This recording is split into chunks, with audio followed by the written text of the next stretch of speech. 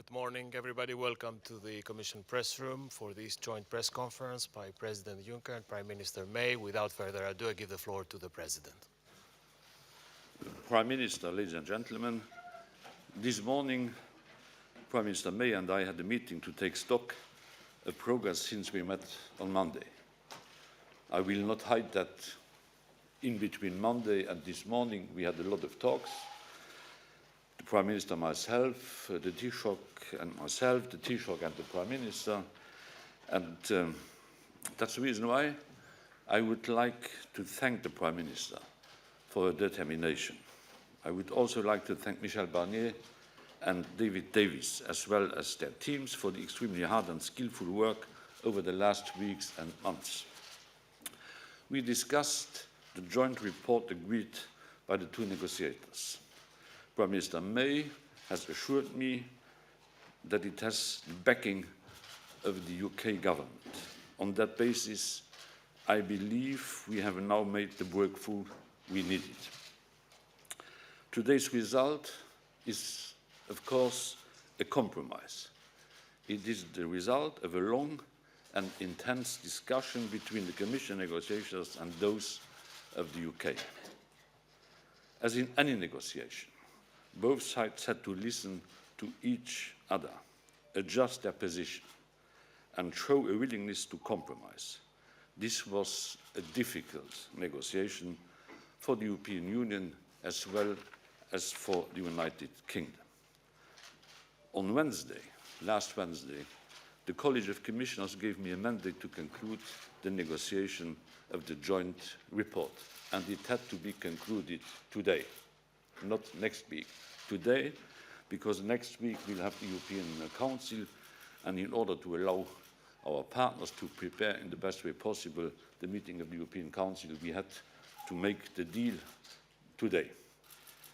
On the basis of the mandate which was given to me by the European Council, the Commission has just formally decided to recommend to the European Council that sufficient progress has now been made on the strict terms of the divorce.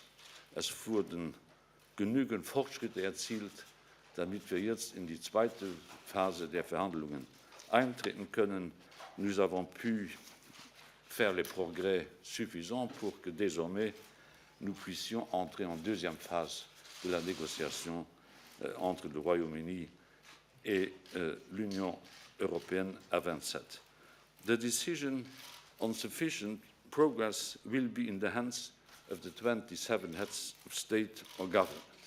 I'm hopeful, sure, confident, sure that they will share our appraisal and allow us to move on the next phase of the negotiations.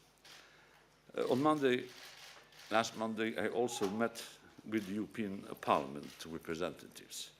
From the start of this process, cooperation between the European Parliament and the Commission has been close and our position closely aligned. These negotiations can only be successful if we take an inclusive approach. That's exactly what we did. Without going into all the detail, allow me to touch on what today's agreements mean in practice. Later on today, after 9:30, my friend Michel Barnier will be available to explain all the details of the agreement we reached today. A few remarks on citizens' rights. First, in this negotiation, citizens have always come first. It has been a great importance for the Commission to make sure that EU citizens in the UK will be protected after the UK leaves the European Union. EU citizens have made important life choices on the assumption that the United Kingdom was a member of the European Union. Brexit created great uncertainty for those citizens and for their families. Today, we bring back the certainty. The Commission's negotiators have made sure that the choices made by the EU citizens living in the UK will be protected. We have made sure that their rights will remain the same after the UK has left the European Union. This is in particular the case for EU citizens' right to live, work and study. EU citizens' right to family reunification, the protection of the right of EU citizen children, and the right to healthcare, pensions, and other social security benefits. We have made sure that the administrative procedures will be cheap and will be simple. This is an issue for which the Commission will pay particular attention when drafting the withdrawal agreement. The same goes for UK citizens living in the EU 27. On the settling of accounts, the Prime Minister said in her remarkable Florence speech that the United Kingdom would honour its commitments, including beyond 2020. This was a detailed, line-by-line process, but she has been as good as her word. She was negotiating in a gentleman manner, and I'm very grateful to the Prime Minister for that. On Ireland, the EU has consistently supported the goal of peace and reconciliation enshrined in the Good Friday Agreement. The European Union has made it a priority to protect the peace process on the island. I have been in regular contact with the Taoiseach over the last days, including last night and including last negotiations we had in the course of yesterday with our Irish friends. The UK has made significant commitments on the avoidance of a hard border after its withdrawal from the European Union. All of the EU 27 stand firmly behind Ireland and behind the peace process. Let me be clear, we still have a lot of work to do. The joint report is not the withdrawal agreement. That agreement still needs to be drafted by the negotiators on the basis we have agreed yesterday and today, and then approved by the Council and ratified by the UK Parliament and the European Parliament. 534 days ago, the British people voted to leave the European Union. 2014, 9 days ago, the United Kingdom notified its intention to leave the European Union. And in 477 days, the United Kingdom will do just that. I will always be sad about this development. But now we must start looking for the future, a future in which the United Kingdom will be and will remain a close friend and ally. The Prime Minister and I discussed the need for a transitional period, and we dedicated much of our meeting to our joint vision of a deep and close partnership. It is crucial for us all that we continue working closely together on issues such as trade, research, security, and others. We will take things one step at a time, starting with next week's European Council. But today, I'm hopeful that we are now all moving towards the second phase of these challenging negotiations. And we can do this jointly on the basis of trust, renewed trust, determination, and with the perspective of a renewed friendship. Thank you. Prime Minister, please. Thank you. Well, thank you, Jean-Claude. We've been working extremely hard this week, and as you've all seen, it hasn't been easy for either side. When we met on Monday, we said a deal was within reach. What we have arrived at today represents a significant improvement, and I'm grateful to the negotiating teams led by David Davis and Michel Barnier for their efforts. Getting to this point has required give and take on both sides, and I believe that the joint report being published is in the best interests of the whole of the UK. I very much welcome the prospect of moving ahead to the next phase, to talk about trade and security, and to discuss the positive and ambitious future relationship that is in all of our interests. I've consistently said that we want to build a deep and special partnership with the EU as we implement the decision of the British people to leave at the end of March 2019. Doing so will provide clarity and certainty for businesses in the UK and the EU, and crucially for all our citizens. The deal we've struck will guarantee the rights of more than 3 million EU citizens living in the UK and of 1 million UK citizens living in the EU. EU citizens living in the UK will have their rights enshrined in UK law and enforced by British courts. They will be able to go on living their lives as before. I was clear in Florence that we're a country that honours our obligations. After some tough conversations, we've now agreed a settlement that is fair to the British taxpayer. It means that in future we will be able to invest more in our priorities at home, such as housing, schools and the NHS. In Northern Ireland, we will guarantee there will be no hard border, and we will uphold the Belfast Agreement.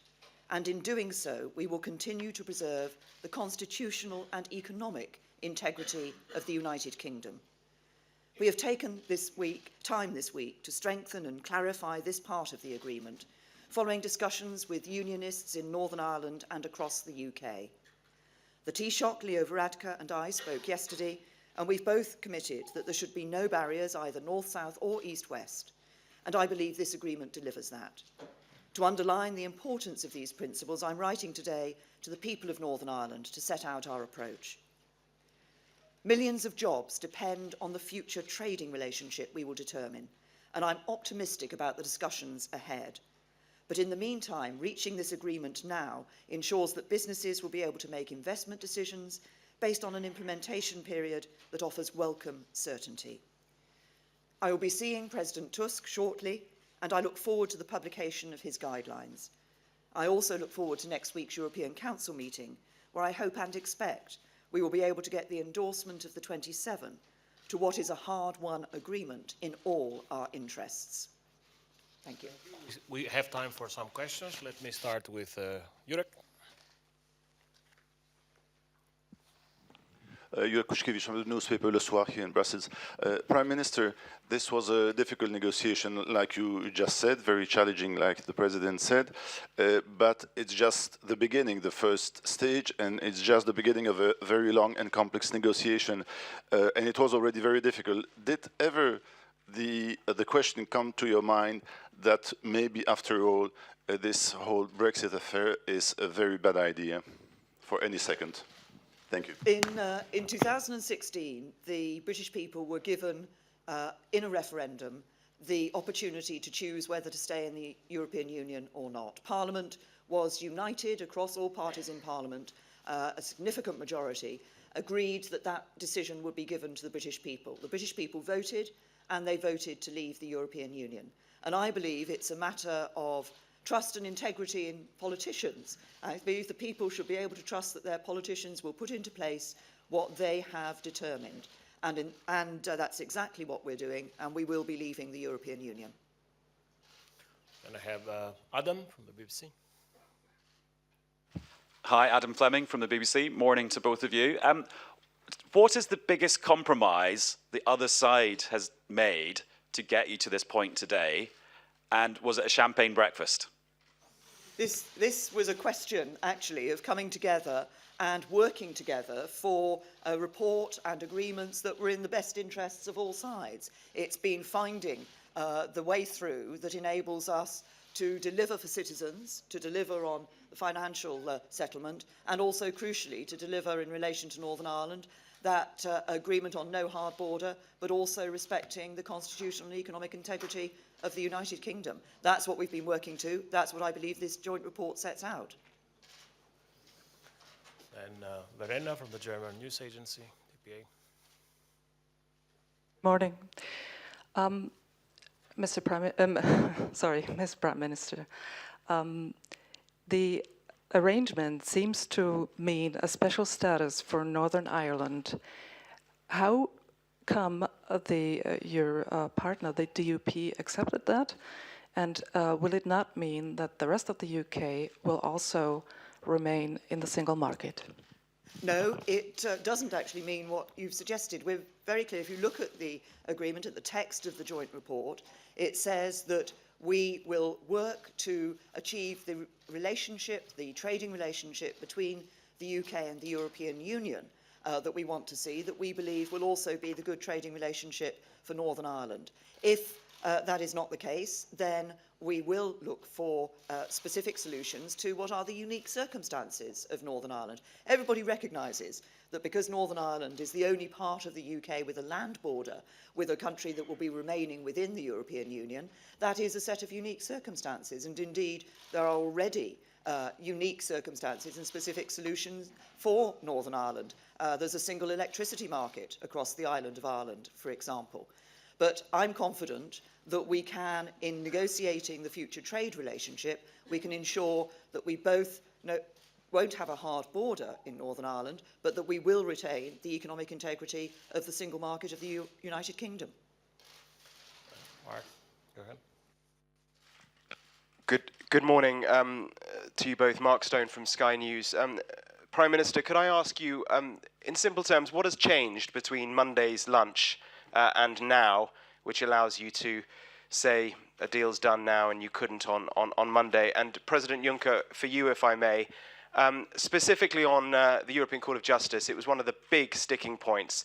The Prime Minister says now that EU citizens in the UK will be under UK law and UK courts. Is that correct? And are you happy with that? Should I take? No. First, on the first point, as we both said when we stood here on Monday, there were a couple of issues that we still had to finalise as we went through the last few days. But as I said in the remarks that I've just made, we have, one of the things you can see is a strengthening of the commitments in relation to Northern Ireland and the United Kingdom. I think that's important. I think that's helpful. So within the joint report, you will see the commitment both to no hard border between Ireland and the Northern Ireland, but also that we ensure that we retain that constitutional integrity and economic integrity of the United Kingdom. For EU citizens, the European Court of Justice will still be competent. Michel Barnier will explain you later on in detail what this is about, because it would take too much time to explain this in detail. This concludes our press conference. Thank you all. Thank you.